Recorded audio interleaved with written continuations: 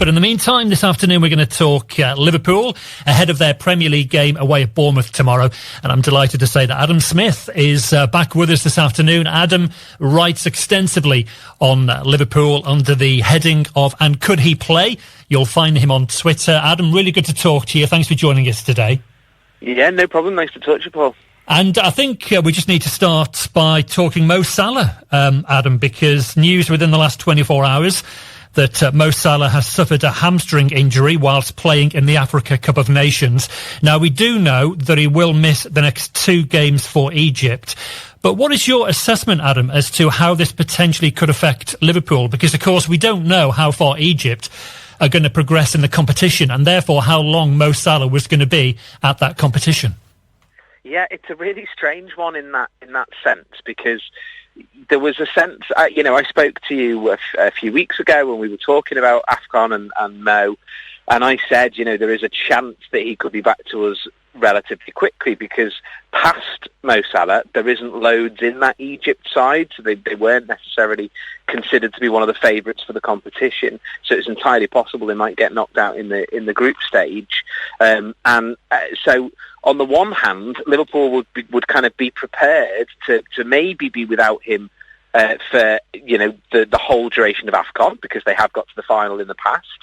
Egypt, but equally Liverpool might think, well, maybe the round of 16 and then he's back, so they might be thinking he's there for Arsenal, and then now he's gone off with an injury, so they'll be a little bit like, right, okay, so even if he comes back, even if they get, they don't make it through the group stage and they come back earlier than that, we don't know whether he's going to be able to play because he's got an injury. So it's a really weird thing that Jürgen and the medical team and everybody else are sort of trying to get their heads around, I think.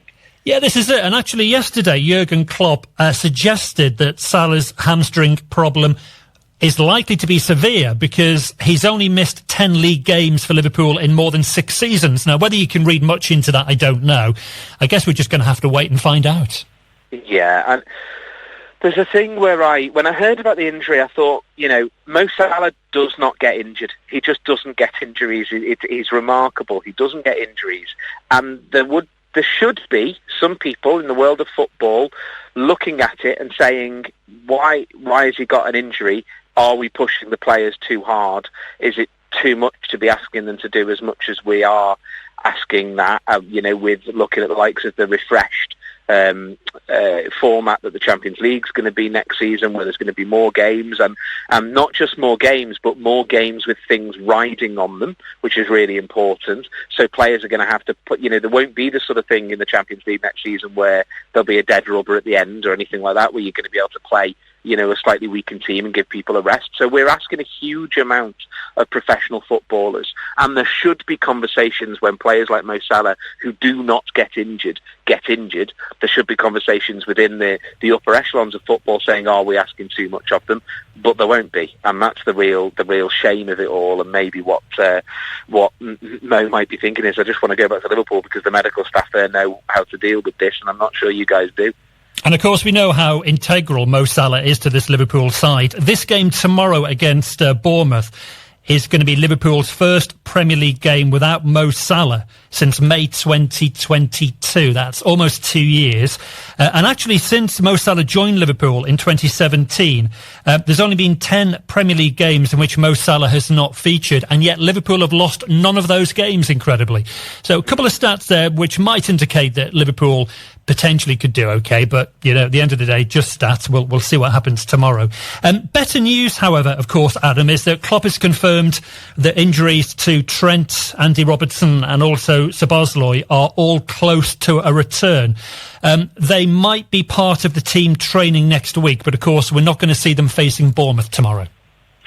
No, and that there's a slight question around the team against Bournemouth, where you look at it and think, who are the match winners? Because the likes of Trent obviously has been in the past. Szoboszlai is maybe, has scored big goals for us so far. Obviously a new player relatively, so you maybe wouldn't call him a match winner in that sense. But you just look at it and think, well, Diogo Jota is a big match winner. Other than that, who is there? But as you say, when Salah has been missing for Premier League games, we haven't missed him, if that makes sense. And I think that is sort of down to the fact that it's a little bit like we're seeing with Tottenham this season, where at the start of the season you'd say, oh, they've lost Harry Kane, they're going to be in all sorts of trouble. But actually what often happens with teams when there's a talisman, when there's a centre point, is when that centre point goes, it means that players no longer can lean on them, can depend on them, can use them as a crutch, so they have to step up. And I think that's what we might see from Liverpool, is the team stepping up, and with the likes of, Andy Robertson ready to come back, and Szoboszlai to come back, and Trent to come back, other players will be in a situation where they will maybe thinking, right, well, I need to perform well here, because I need to give the manager a question. I need to give the manager something to think about, rather than just, well, of course they come straight back into the team. And this is it, isn't it? Because it is how Liverpool cope with this list of absentees that ultimately will define their campaign this season. Exactly that. And I think we have to... You cannot be top of the Premier League in the middle of January, winter break or otherwise, and not be thinking, do we have a chance of winning this title? It has to be part of the thought process of everybody. The only way we will have a chance of winning the title is if the people that are there, sort of, as you say, replacing the big name players that are missing, step up to the mark. Because Liverpool have had injuries all season long, and you wouldn't really know it from listening to the press and things who rave about the injuries that Newcastle have got or other teams have got. But Liverpool have had big injuries all season long. Robertson's been missing since, September? He's missed a huge chunk of the season, and he's our first choice left back. We've lost Matip for the entire campaign now.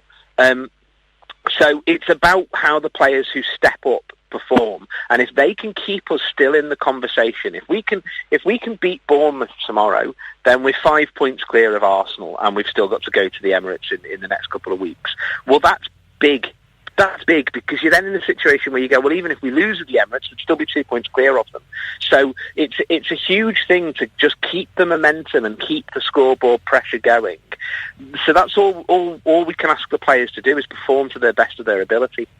And of course, what you look at now is the changes to the key personnel on the pitch, because if you look down the right-hand side, up until recently, you'd have Trent, you'd have Szoboszlai, and you'd have Mo Salah down the right-hand flank.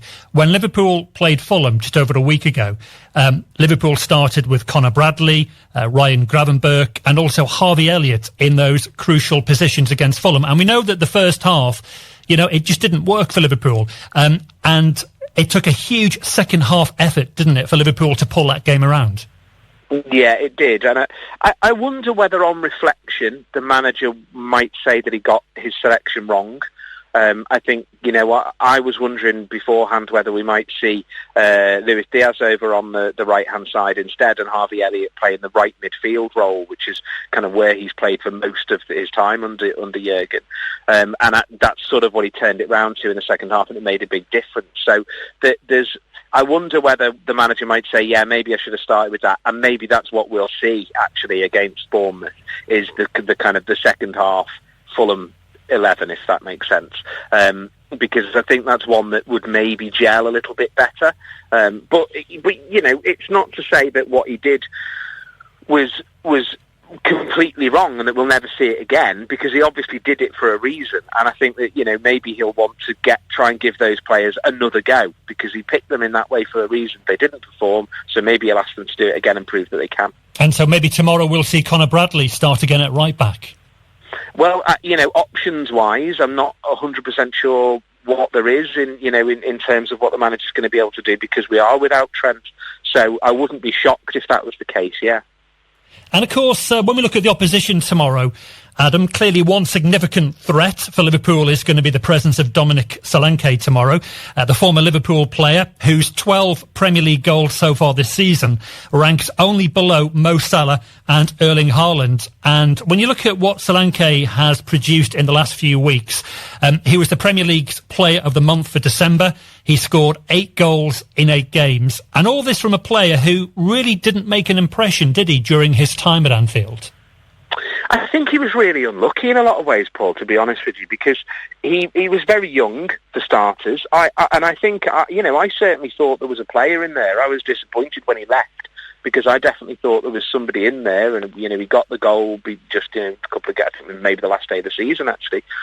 He got his goal for us and things, but it's also, you got to remember that he was sort of trying to break into the team at a point when Liverpool really clicked into gear, that 17-18 campaign, when things really started to happen. And he was just a young lad. And I think if you were to speak to a Bournemouth fan now, there's a very high, I would imagine that they would say, he's not doing a lot different, He's always been a player who could hold the ball up, he's intelligent, he's fast, he's doing all of those things, he just happens to be scoring. And it's in a strange way, there's a little bit of a comparison there with Darwin Núñez, where you've got some supporters who are very critical of him because he's not scoring enough. But I, and I think quite a number of other people, are looking at it and going, but he's doing everything else really, really well. And if he can click and start scoring, he'll be incredibly dangerous. Well, Solanke has just done that. He's clicked. He started to score. It might be that next season he only scores, 12 goals over the entire campaign, and people say, oh, he's a bit disappointing. But it won't be that he's disappointing. It's just that a couple of things haven't broken his way. So he's a very good player, and he's exactly the sort of player who, if I was a betting man, I'd have a pound on him scoring against us, because that's always feels like what happens is the old players get goals against us. It kind of feels like it's going to be written in the script tomorrow, doesn't it? But in terms of the opposition for Bournemouth tomorrow, this is what Klopp had to say about Bournemouth. He said they are a really good mix. They play football. They use Dominic Solanke in a sensational way. The way they defend, really good and really compact. It's proper. They have my respect. Klopp is under no illusion, is he, as to how tough this opposition will be from Bournemouth tomorrow? Well, exactly, and nor should he be, because they've been very, very good. I think, is it 7 from the last 9 they've won, or something like that? Yeah. They're in very good form, and it's the sort of ground, really, Bournemouth Stadium, where if the crowd are behind them and they've got the wind behind them, it can be quite a nasty place to go, because it's so close. Everything feels so close there. And also, people don't like talking about it, and a lot of people hate it when Jurgen Klopp brings it up.